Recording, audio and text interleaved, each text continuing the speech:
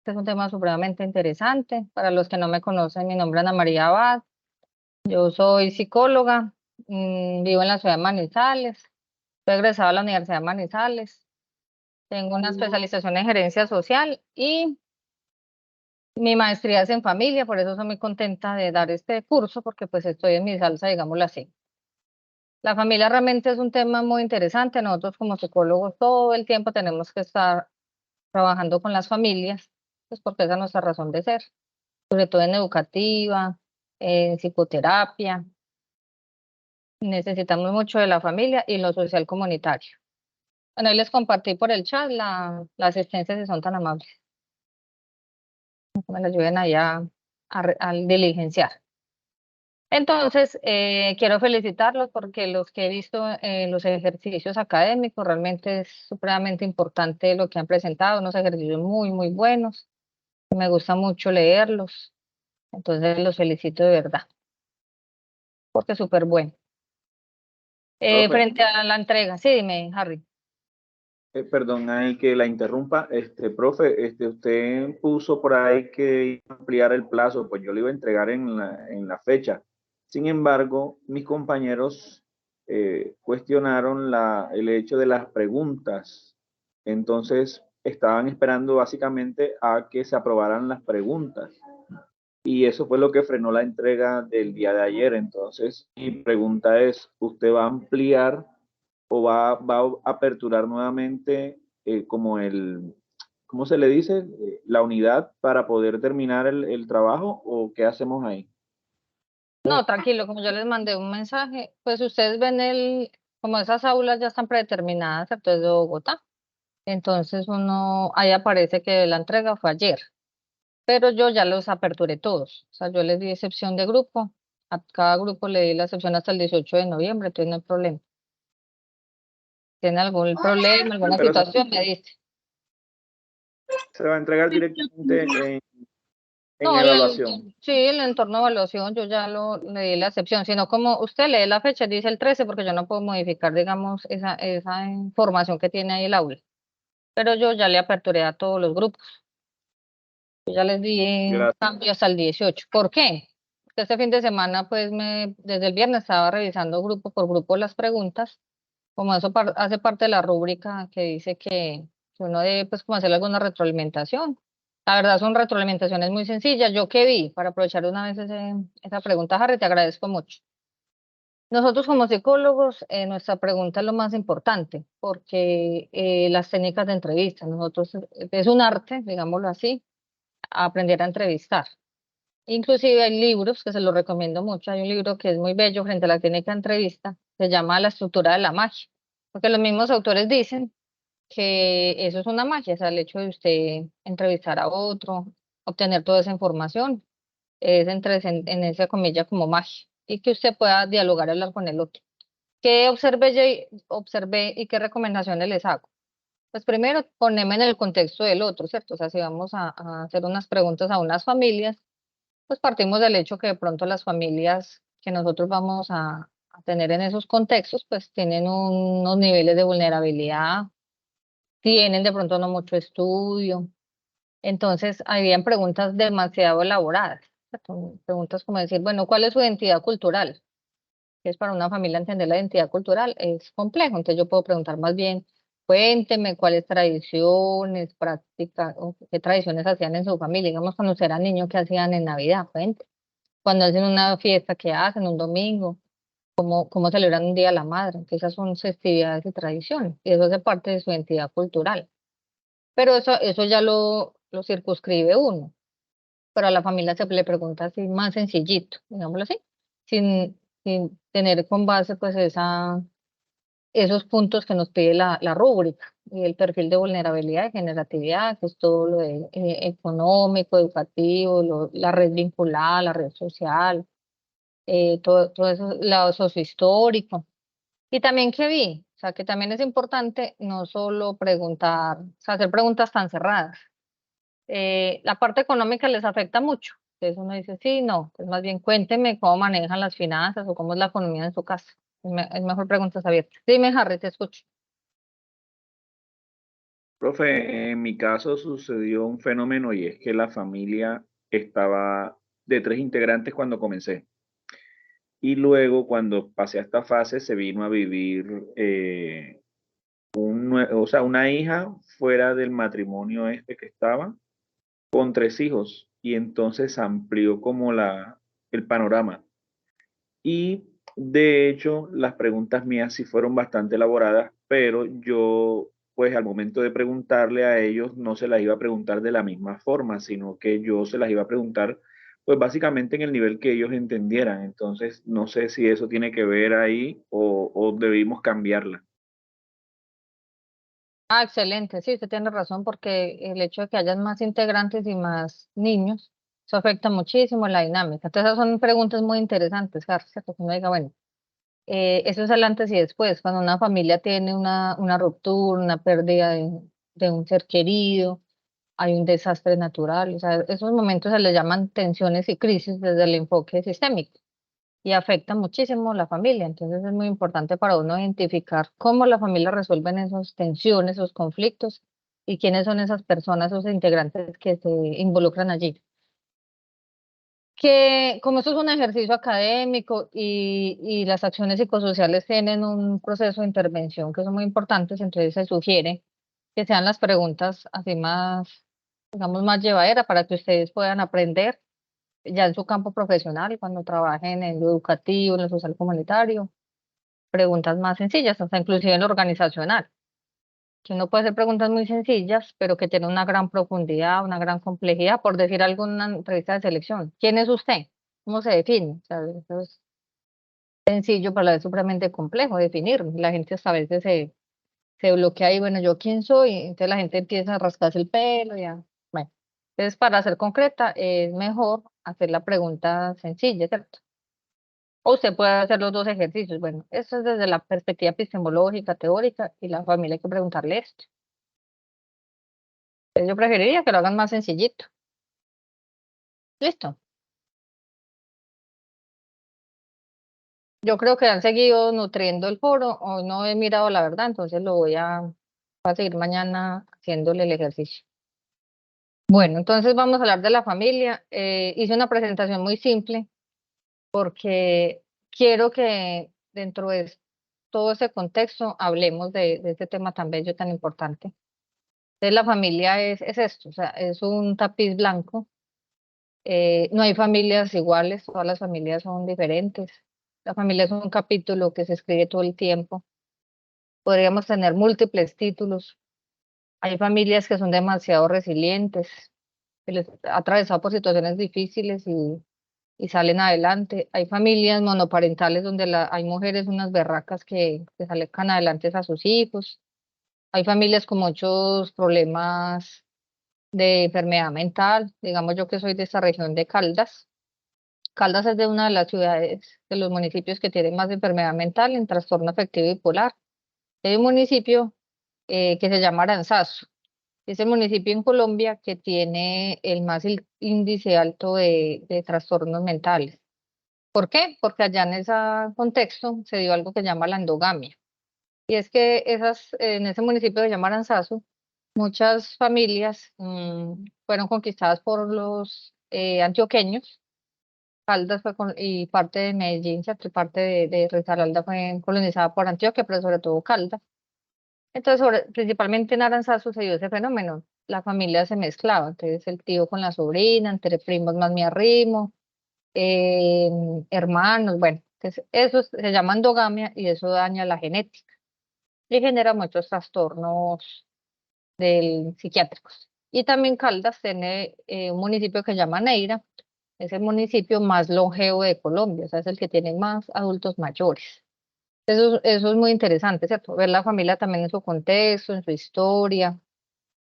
No es lo mismo la familia en este contexto latino, porque nosotros como latinos tenemos una familia muy nutrida, nos gusta estar unidos, celebrar las Navidades como ahorita vamos a empezar, a celebrar nuestras tradiciones, que es tan bonito. Lo que no pasa en Europa, ¿cierto? En Europa se ven muchas personas, sobre todo adultos mayores, que mueren solos. Hay, mucha gente dice, ah, no, pues ya empecé a oler como a mortecina, como a maluco. y ya entran y lleva mucho tiempo el adulto mayor muerto. Entonces las familias son eso, es un sinnúmero de complejidades, de dinámicas, de crisis, a pesar de que las teorías nos dicen cómo se aborda la familia y qué pasa a la familia en esas tensiones, cada una es irrepetible. Hay familias que también tienen unas características muy interesantes y es que todas viven, digamos, en algunos sectores. En Cartagena y donde yo soy de Caldas, hay unos sectores donde, digamos, son casas, digamos, vulnerables, de bajos recursos, y son casas que las han ido construyendo las propias familias. Entonces, en el patio, el hermano mayor construyó y tiene su familia allí y fueron construyendo. Entonces, todos viven ahí unidos, todos juntos y no revueltos. Y todos mandan a todos los niños y todos están ahí, todos se ayudan. Entonces, eso es interesante. O sea, son familias que se van acoplando en un mismo espacio. Y hay también familias de mucha matrona, ¿cierto? Hay familias donde hay muchas mujeres y ellas son las matronas, las que mandan. Hay familias también donde la abuela es el centro de la familia, de ese hogar. Muere la abuela y la familia queda desunida. Pero cuando son familias de matronas, ¿cierto? De todas esas mujeres que he intervenido mucho ese tipo de familias, es interesante porque muere la mamá y cuando son muchas hijas mujeres, siguen teniendo como esa unión familiar por el nombre de la mamá. Entonces la hermana mayor como que asume ese rol, ese imaginario, esa representación de esa abuela, de esa madre. Y continúan y se siguen reuniendo para haciendo los buñuelos, los tamales, bueno, las comidas típicas como en honor a esa abuela, a esa madre, a esa matrona que fallece. Otras se desintegran totalmente. Hay familias que también son muy desunidas. Hay familias que también presentan características de que todos tienen una misma profesión, o sea, todos son mecánicos o todos son religiosos. Otras familias tienen diversidad de profesiones, de artes. Otras familias, digamos, todos son sicarios y los primos son los dueños de cabecillas. He también conocido familias así. Hay familias también que prostituyen y maltratan supremamente a sus hijos, sobre todo a las niñas. La abuela se presta para eso, entonces prostituyó a su hija tuvo hijas y las prostituye. Y la abuela se encarga de llevar a las nietas a prostituirlas porque no hay un vínculo, sino que es una transacción y para ellas es beneficioso que hayan mujeres, niñas, para poder tener ese intercambio económico. Entonces, nada está escrito. Ahorita hay unas tendencias de múltiples tipologías, como ustedes ya lo trabajaron en la fase 1. Hay mucha tendencia en familias astrales o familias reconstituidas, que somos los tuyos, los míos y los nuestros. Hay una tendencia también a hacer familias homoparentales, más o menos lo que dice la sociología, en 10 años va a haber mucha familia homoparental, o sea, mismo género con hijos adoptados. Y también hay unos sociólogos que en ese momento están hablando de las familias interespecies. ¿Qué quiere decir eso? Que se van a encontrar parejas que no tienen hijos, pues ya no quieren tener hijos, y son animales, mascotas como hijos. A pesar de que hay un movimiento muy fuerte de no humanizar al animal, pero esas familias que tienen algunos dineros y algunos niveles socioeconómicos humanizan ese animal como si fuera un hijo humano. Y les cuento una anécdota. Hace poco tengo una muy buena amiga que ella se casó con un hombre muy adinerado.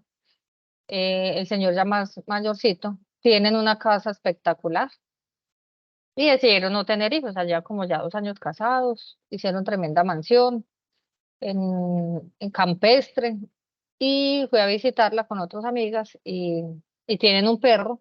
¿Cómo les parece que ese perro tiene cama, o sea, tiene su propia habitación, juguetes, tienen jardín, o sea, todos los días llega un carro a recoger el perro a las 7 de la mañana, lo trae a las 5 del jardín y tiene la niñera, o sea, como si fuera un humano. Entonces, ese es otro tipo de familia que se llama la interespecie, pero pues todavía no está, digamos, con una tipología estandarizada, sino que es una tendencia.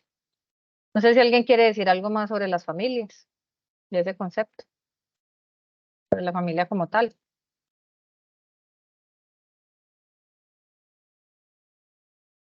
Bueno, entonces vamos a revisar De los instrumentos que tenemos como psicólogos, de las ciencias humanas y sociales, para nosotros evaluar la familia.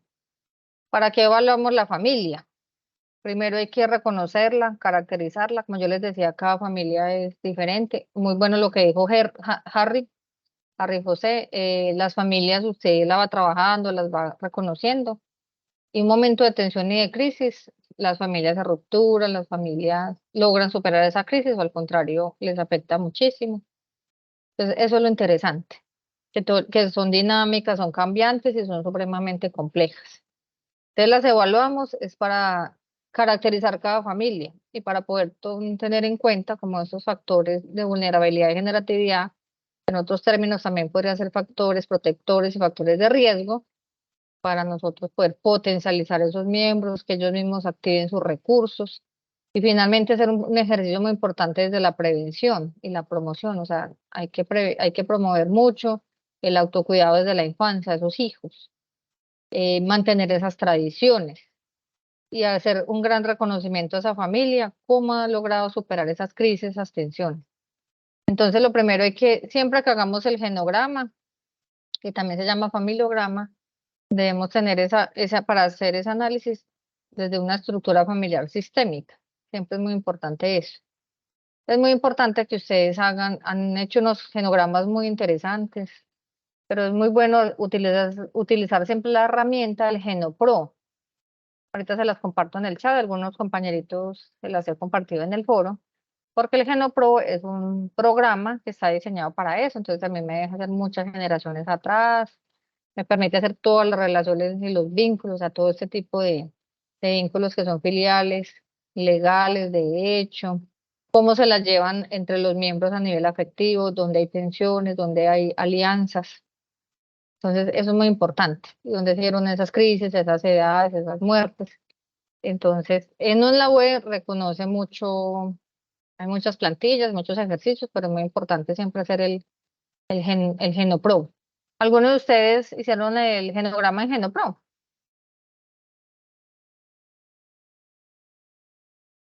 Sí, señora, profe, sí usé el GenoPro Sí. para hacer la estructura. Muy bien, así es. Sí, porque hay muchas estructuras Yo, diferentes. yo usé el eDraw de Wondershare.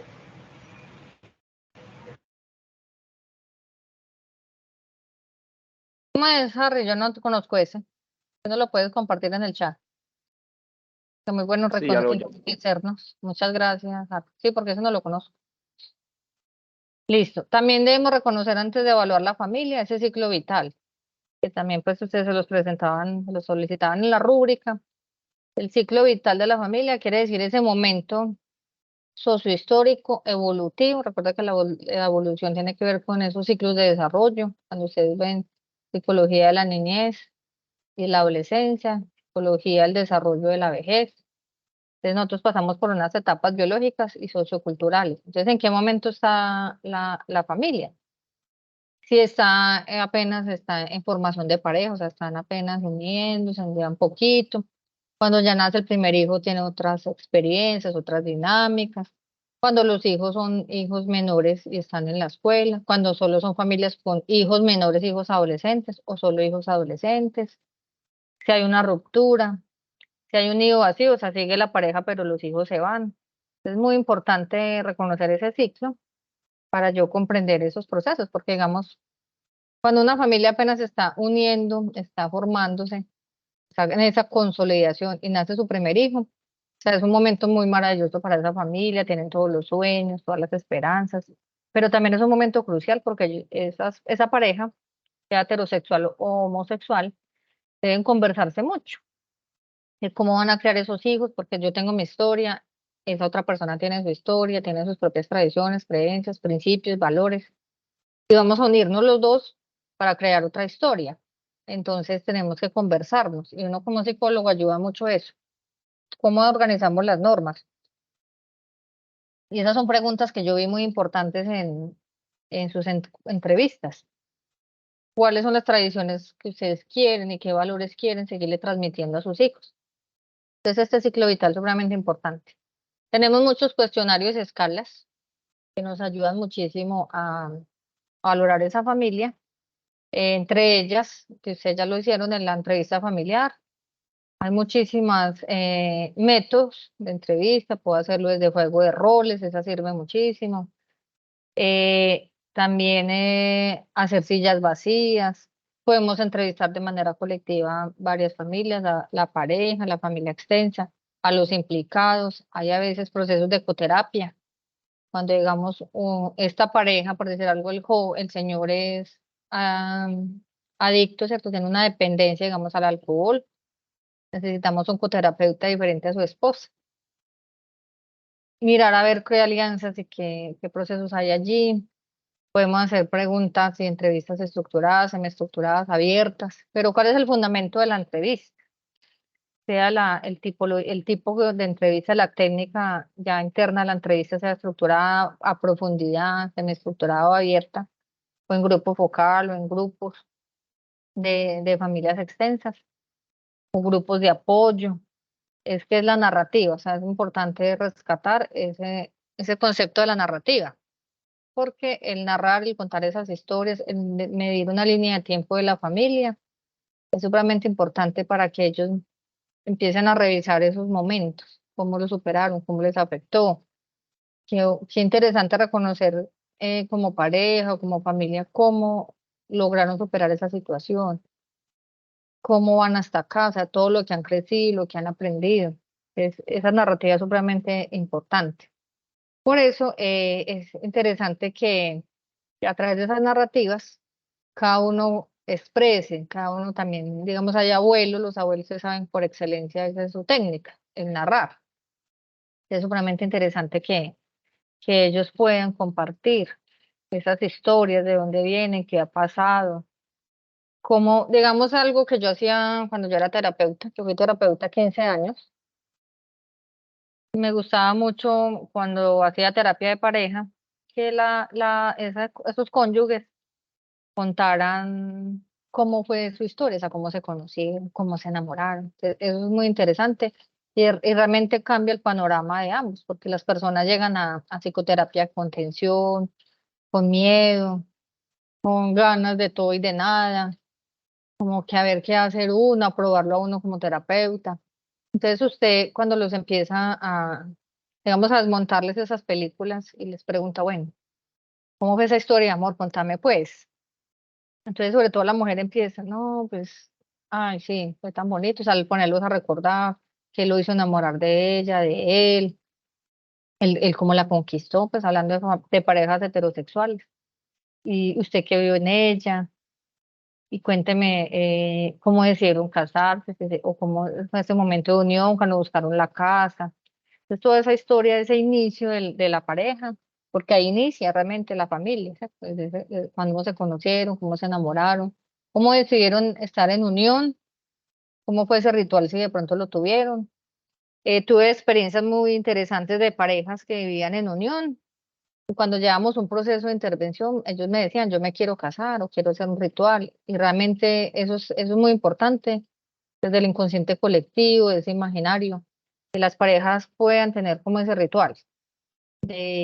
Así sea pues en el bosque, ellos mismos, o hay personas que les hacen esos ejercicios, hay personas que hacen eso simbólicamente de unión, que les ponen unos lazos, que pues en las manos, o está el hilo rojo. La historia del hilo rojo es que dice que al final del hilo rojo, o sea, yo me pongo un hilo y al final del hilo rojo encuentro a esa pareja, no la media, sino la pareja. Entonces, también es importante que las parejas tengan unos espacios como pareja, ¿cierto? O sea, esos cónyuges sean parejas, porque terminan siendo con los hijos y con los otros miembros, y ellos como cónyuges no tienen esos espacios. Es muy importante que ustedes los inviten a hacer retiros de pareja, de pronto los que son de alguna religión, digamos, yo conozco que la religión católica hace retiros, hace seminarios, digamos, en Manizales, donde yo vivo. Hay algo que se llama el SECAN, el Centro Apostólico de la Arquidiócesis de Manizales. Entonces, todos los martes ellos hacen encuentro de pareja. Yo una vez tuve la oportunidad de ir con mi esposo, me pareció muy bonito. Hablar, contar, digamos, hubo una narrativa ya que una pareja contó. que lleva mucho tiempo tratando de embarazarse la señora y no podía, hasta que lo logró, entonces nos contó todo eso. Entonces, esos testimonios de vida sirven mucho. Hay muchos psicólogos que hacen encuentros de pareja y retiros, entonces sería muy interesante que también ellos puedan vivir y que nosotros los podamos brindar esa oportunidad. También es muy importante que cuando intervengamos las parejas, las familias, tengamos en cuenta esta página, se llama el Observatorio de Familia. Ustedes saben que los observatorios son portales que tiene el Estado desde ese principio de Colombia Potencia de Vida, que son todos los programas de desarrollo, donde nos van a decir todas las tipologías. Entonces ustedes, digamos, están en su municipio, donde ustedes vivan, entonces ustedes pueden encontrar acá todo, o sea, cuántas tipologías hay en mi municipio, cuántas mujeres, cuántos hombres, cuántos niños, cuántos adultos mayores, con discapacidad. Hay informes epidemiológicos, hay informes que me hablan a mí de la violencia intrafamiliar, en qué zonas de mi municipio se ve más la violencia. Entonces es muy chévere porque ustedes van a nutrir más aún su trabajo académicos y también de intervención, porque si yo reconozco, como yo les contaba, digamos, si yo voy a trabajar en un municipio como Aranzazu, donde es la prevalencia de trastornos mentales, pues yo ya voy con ese concepto.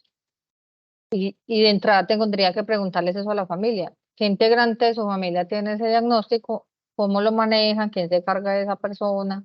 ¿Cómo ha afectado esa dinámica? Resuelven los conflictos alrededor de esa persona, cómo la involucran en las dinámicas de la familia? Yo tengo que ir con ese contexto para identificar todos esos procesos.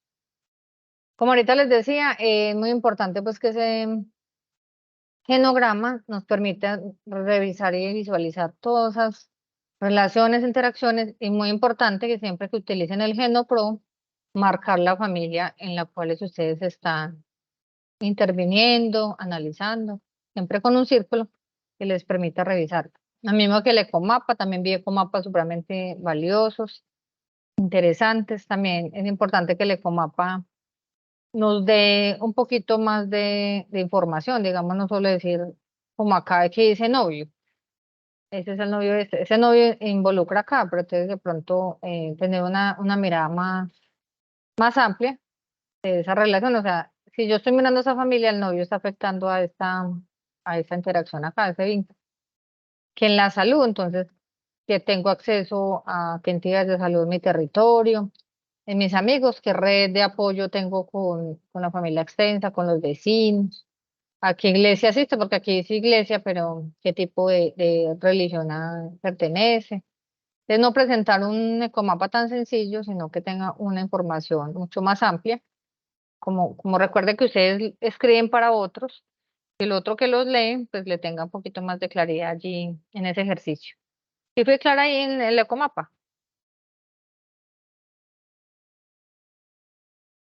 De que se debe emplear más la mirada, revisarlo mejor. ¿Sí? Bueno, recuerdo la asistencia si son tan amables. Bueno, tenemos otro cuestionario que es muy valioso que se llama el ADGAR. No sé si ustedes lo han escuchado, lo han trabajado. El ADGAR familiar. ¿Lo habían escuchado?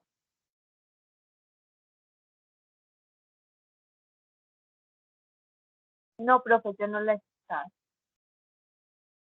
Bueno, muchas gracias, Jenny. No, No, no, tutora. Yo no lo había escuchado. entonces se los voy a subir el ADGAR. Ustedes recuerdan que tenemos un grupo en Teams, ahí yo voy subiendo toda la información, entonces puedo subir archivos, ustedes les voy a subir el ADGAR, esta presentación también. El ADGAR es un cuestionario muy sencillito que es de percepción hacia la familia. Hay ADGAR para adultos y hay ADGAR para niños.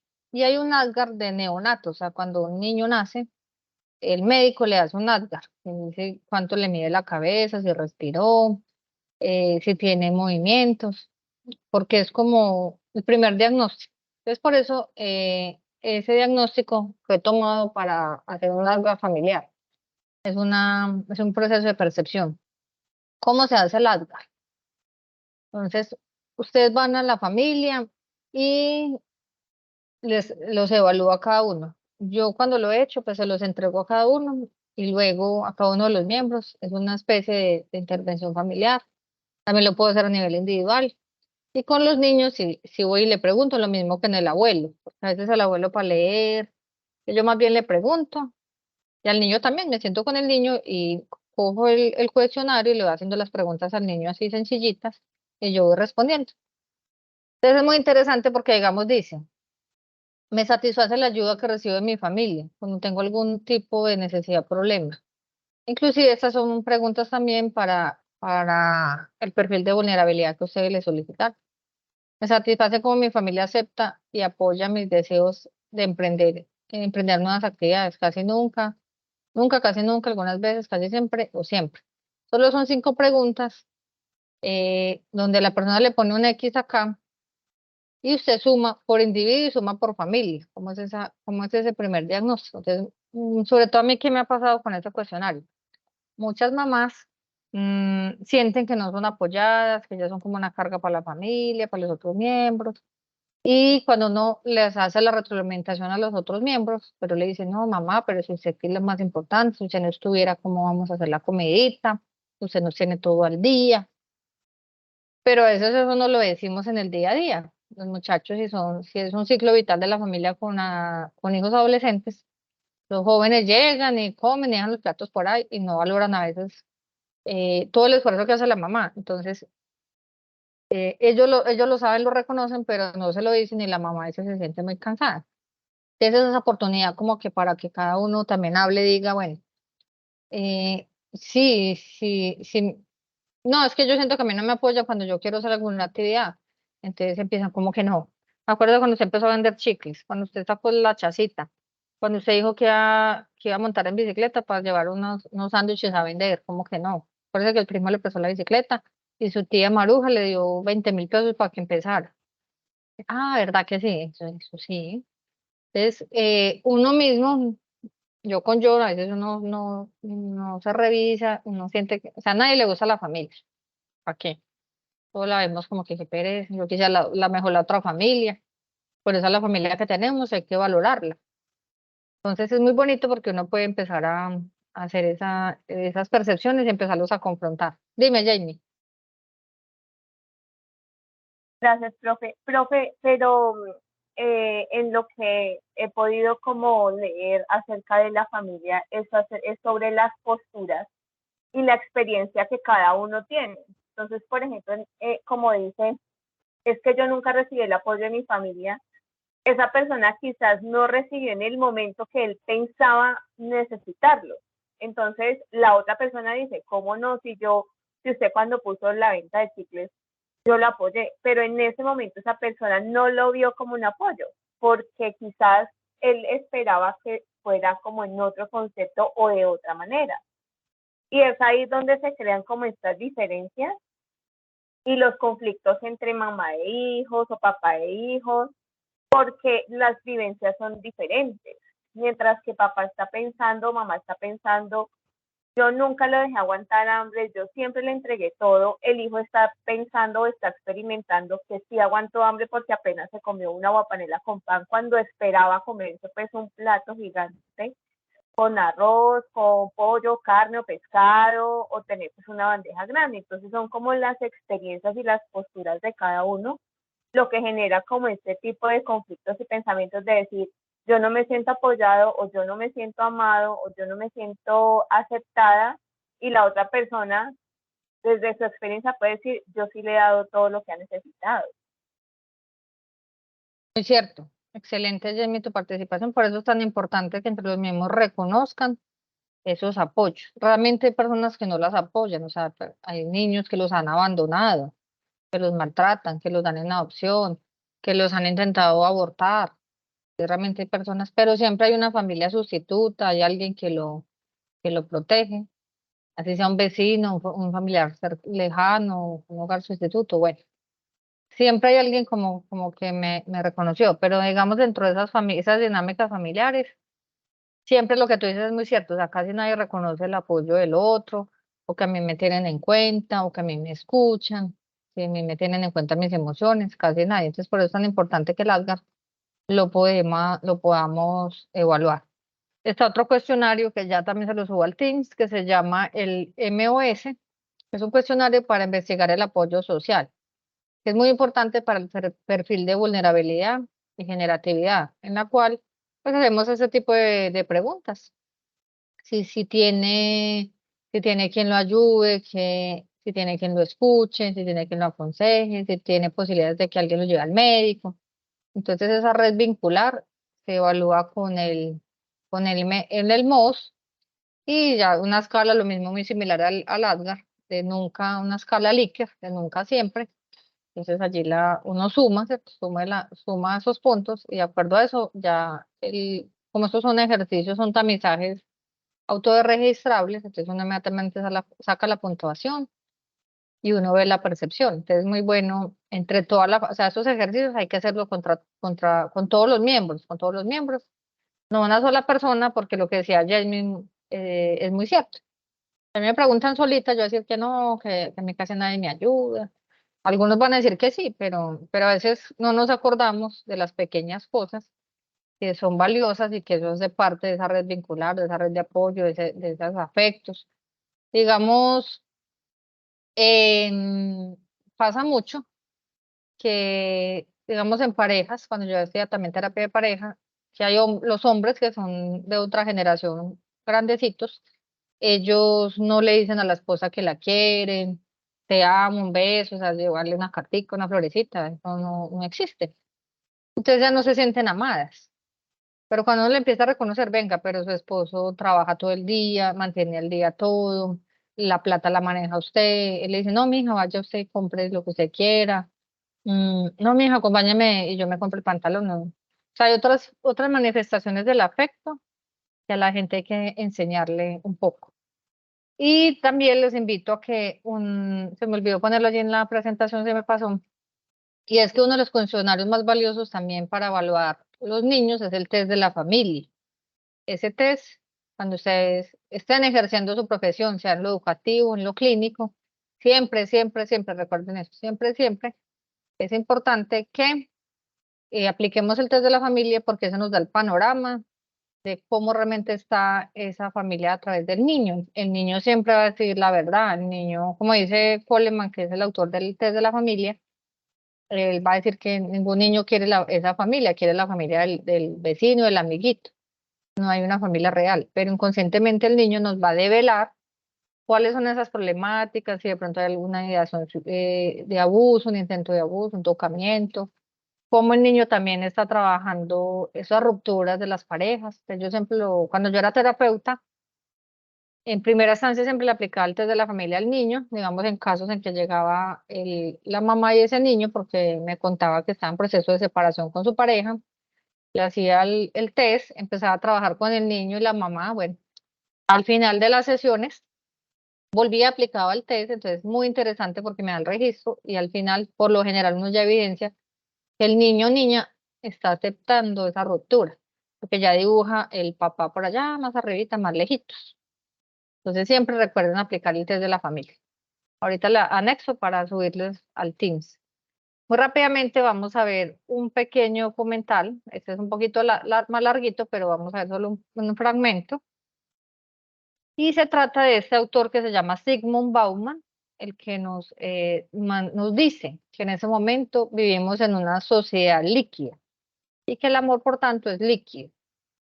Entonces, digamos, nuestros abuelos y algunos de sus padres y nuestros tatarabuelos duraban toda la vida porque había un mandato de la religión, había unas tradiciones, unas creencias, que el amor era para siempre. Inclusive el cura, cuando lo casaba a uno, el sacerdote, que la muerte lo separe. Pero ahora todo es muy líquido, que las relaciones son líquidas porque vivimos en una era digital y ahorita ustedes como terapeutas, si se dedican a lo clínico y también se van a trabajar en lo educativo, van a ver mucho el ghosting, que son esas relaciones fantasmas, donde el chico o la chica pues se conecta por internet, de pronto es un perfil falso, se enamora de ese perfil, de ese avatar o de ese ser que está tras la pantalla, que de pronto no es real, tan real, porque uno puede inventar sus perfiles, o de pronto sí se deja ver tal cual es, van muy encarretados y de un momento a otro se perdió, le dijo, si está de buena, le dice por el WhatsApp, Chaolines, te vi, suertes que le digo, y por qué ni, o sea, ayer estábamos en qué amor y hoy ya, y no, posiblemente se desaparece, no vuelve a decir nada, no le escribe, me bloquean y no sé. Entonces, ¿de quién estaba enamorado? De una idea, ¿cierto? Entonces, de eso nos habla Bauman, entonces les voy a poner, espera un tico, yo le tengo aquí, ya les pongo, es que tengo que compartir el audio del equipo. Pues ahora sí. Ustedes me dicen por el chat que si se escucha, que son tan amables.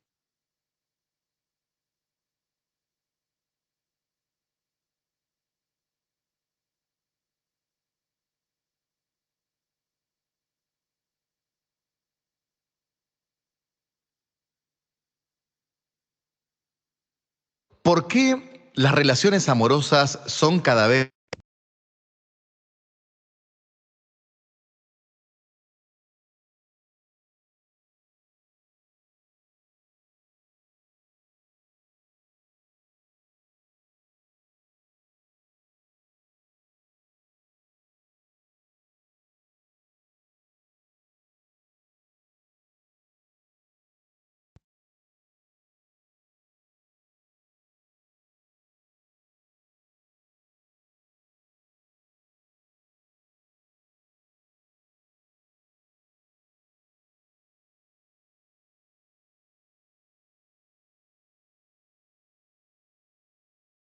Profe, no se oye.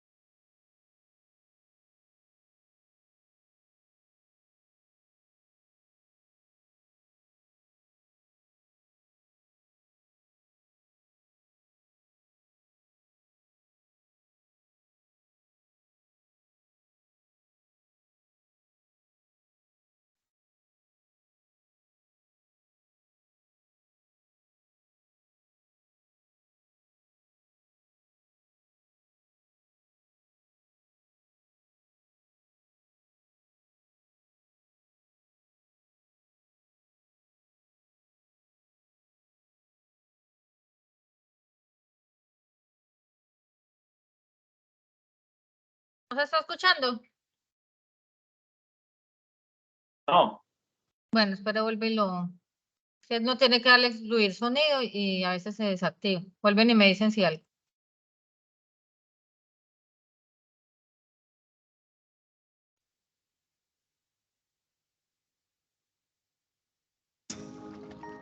El término liquidez es sencillamente una metáfora que nos muestra la inconsistencia de los vínculos humanos en el siglo XX, pero también en el siglo XXI. Tanto en lo familiar, como en lo laboral, como incluso en lo afectivo, los seres humanos nos vinculamos por poco tiempo y sin compromiso. Somos consumidores del otro, anulando su otredad. Entonces, al leer este texto, nos encontramos desde la introducción misma con una contradicción. El amor es lo incierto. El amor es un territorio difícil de transitar porque implica una percepción del otro distinta a la que habitualmente tenemos. Y ahí tenemos un choque entre la conceptualización que siempre tuvimos del amor y las exigencias de liquidez que esta sociedad tiene. El mismísimo Bauman lo dice con claridad cuando afirma que nada se parece más a la muerte que el amor.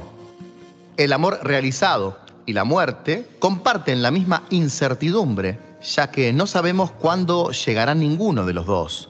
Incluso podríamos aventurar, por fuera del pensamiento de Bauman, que existencialmente el amor es una respuesta perfecta a la inminencia permanente de la muerte. Pero eso es tema de otro video y me gustaría que en los comentarios me digas si te interesa que desarrolle el vínculo entre la muerte y el deseo de enamorarnos. Según Bauman, El amor nos promete un orden en el caos. Es una experiencia distinta incluso a los restantes amores que vivimos. El amor a las mascotas, el amor a nuestro trabajo, el amor a nuestros familiares y el amor a esas personas que no vemos de modo frecuente, pero que cada vez que volvemos a encontrar sentimos que tenemos un parentesco de vida. El amor eros, que los griegos discutieron en el libro El banquete de Platón, es un amor distinto, porque atraviesa toda la corporalidad y toda la espiritualidad del ser humano. Una de las primeras alusiones que hace Bauman a los conceptos filosóficos del amor, obviamente tiene que ver con lo que Platón concibió en su libro El banquete. Diotima, citada por Sócrates, nos decía que amar es una búsqueda de lo bello. No es instalarnos definitivamente en lo bello, sino buscar lo bello. Es por eso que el enamorado siempre siente que le falta algo, porque está en busca de lo que no puede alcanzar. ¿Sí pueden escuchar algo o nada? Sí, se escuchaba. Sí, profe, sí se escucha. Ah, bueno. Más un poquito largo y yo les puse hasta las 7:30, entonces se los voy a compartir también por Teams, porque Bauman es uno de los autores más importantes en este momento, al igual que Byung-Chul Han, que nos habla de que debemos mantener las tradiciones al día. Entonces, ¿qué nos dice Bauman? Que en ese momento las personas no se vinculan realmente. Las personas por cualquier cosita ya no quieren, ¿cierto? No quieren seguir, entonces son relaciones que demoran muy poquito, que la gente ni siquiera sabe por qué está con el otro, que su sexualidad es totalmente abierta, a que tienen un encuentro sexual y ni siquiera saben quién es esa persona, si tiene qué situaciones. Yo he tenido varios casos y les cuento uno. Tuve una vez un caso de una chica que ella no podía tener hijos, tenía esos ovarios poliquísticos, entonces ella no planificaba porque pues, los médicos siempre le dijeron que ella no podía tener bebés. Entonces ella tenía así un amor líquido, o sea, ella no tenía pareja estable, o sea, tenía muy fáciles relaciones sexuales con los hombres que se le acercaban. Ella no lograba como vincularse con ninguno. Y ella llega a mi consulta porque en una noche, en un fin de semana, ella se va con unas amigas para una finca. Y en una noche loca, donde había pues trago y drogas y bueno, ella estuvo con varios hombres y a los días, a los mesecitos, ella se empezó a sentir muy mal, muy enferma. Entonces ella fue al médico y el médico le dijo pues que tenía que hacerle un examen de embarazo. Ella dijo, pero pues ¿cómo que embarazo si yo no puedo tener hijos? Dijo, por rutina hay que hacerse.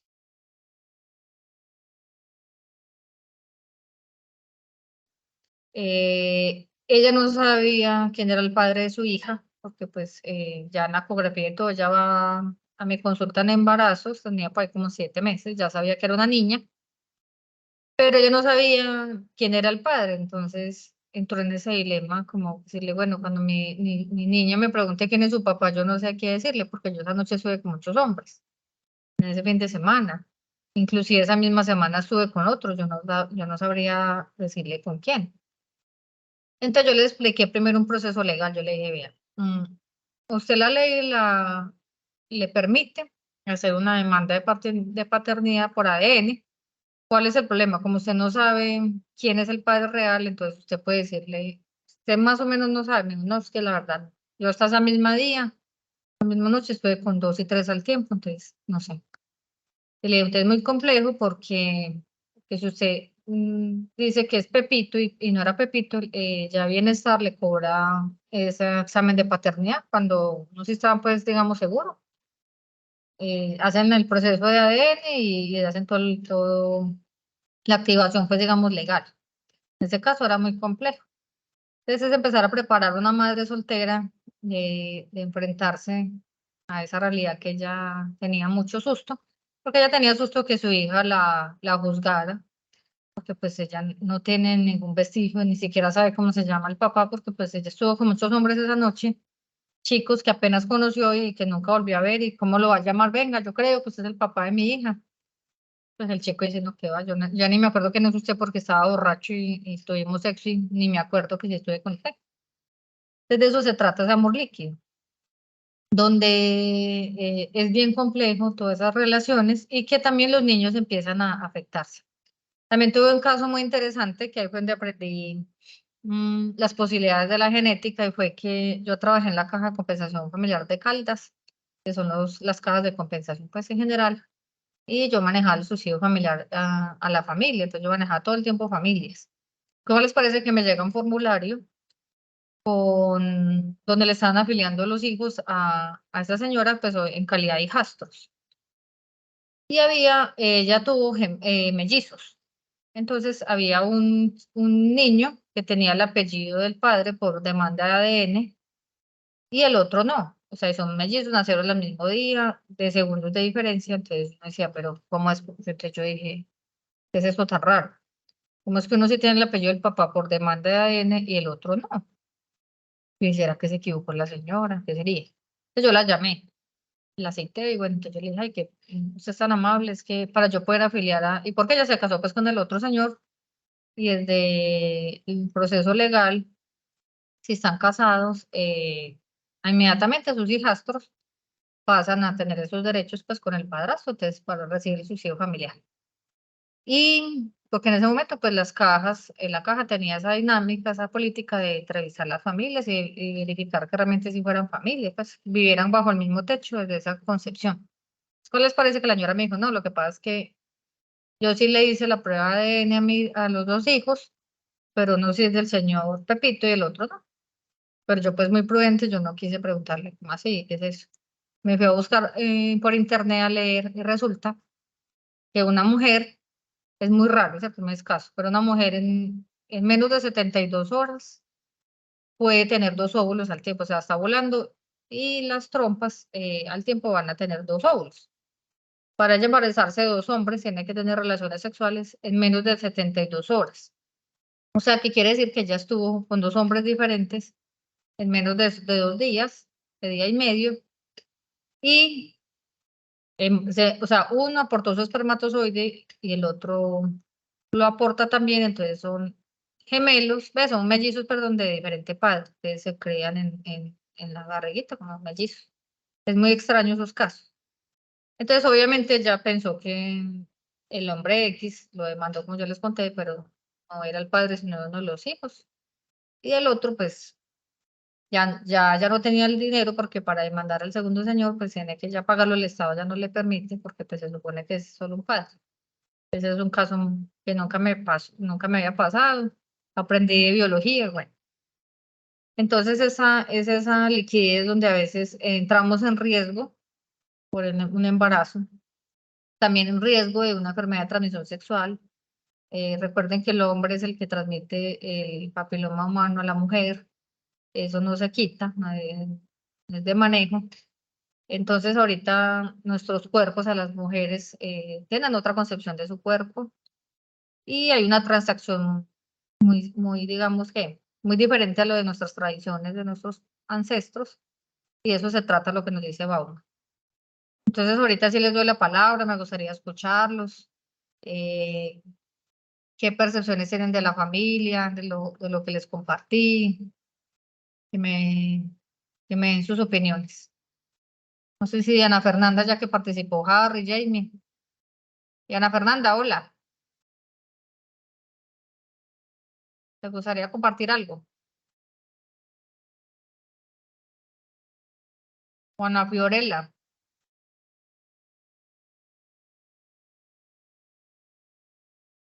Olga. Buenas noches, apreciados compañeros. Buenas noches, tutora. ¿Cómo se encuentra? Hola, Olga, muchas gracias. Bueno, me gustaría participar en cuanto a lo que estamos hablando en el aspecto de las familias, sobre todo la diversidad que tenemos, ¿no? En cuanto a los grupos familiares, sus características. Y llama mucho la atención el aspecto de la convivencia con las distintas edades de los niños, que traen como esos roles o esas dinámicas diferentes en cada familia, dependiendo pues los ciclos en que se encuentra la familia. Me llama mucho la atención respecto al formato que nos mostró de lo que es, cómo puede uno evaluar a los adolescentes. Me llamó muchísimo la atención ese aspecto de, de cómo puede uno dar el valor o hacer de que ellos puedan darle el valor a lo que es el significado que tienen los padres en el hogar, ¿no? Que a veces ellos no lo identifican, específicamente también es por su edad, en que ellos no se sitúan en la importancia de las personas que le rodean. Entonces, me llama la atención de que este tipo de formatos o ese tipo de cuestionarios que se pueden hacer en el núcleo familiar hace que los jóvenes puedan como centrarse, como poner los pies en la tierra y darse cuenta quiénes le rodean y qué tan importante es la familia.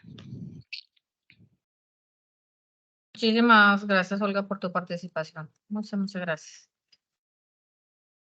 Entonces, yo en el grupo de Teams les voy a subir el ADGAR, el MOS. Ustedes ya vieron el test de la familia.